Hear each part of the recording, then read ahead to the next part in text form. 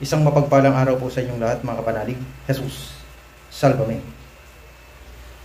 Mga kapatid, sa pag-ibig sa ating Panginoong Hesukristo, mga kapanalig at mga giliw na taga-subaybay, isang mapagpalang araw po sa inyong lahat.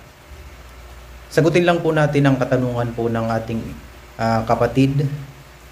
Itong katanungan po na to, tinutukoy niya dito kung bakit daw pinuputol natin ang dasal na sumasampalataya hanggang sa ipinako sa krus lang.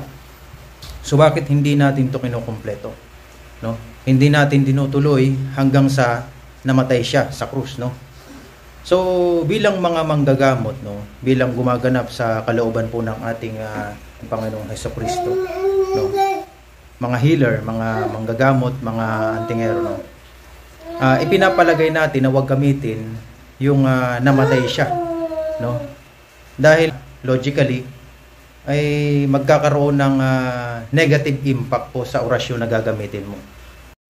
Kaya much prefer na gamitin natin bilang mga tagapaglingkod ng Diyos, mga manggagamot, mga gumaganap sa kalooban ng ating Diyos na dakilang isa, na hanggang sa ipinako sa krus lang, no? Ngayon, kung ikaw naman ay magsisimba o ikaw naman ay mananalangin or hindi ka gaganap ng gamutan, pwede mong gamitin yan, pwede mong kumpletuhin yan. Wala namang pong problema dyan eh. Basta kapag ka manggagamot ka, yun po yung pinaka-logic niyan. Yun po yung pinaka-main ideas kung bakit hanggang dun lang sa ipinako sa krus. So yun lamang po ang pinaka-maiksing paliwanag dyan. Maraming salamat po at isang mapagpalang araw po sa inyong lahat. Jesus, salvame.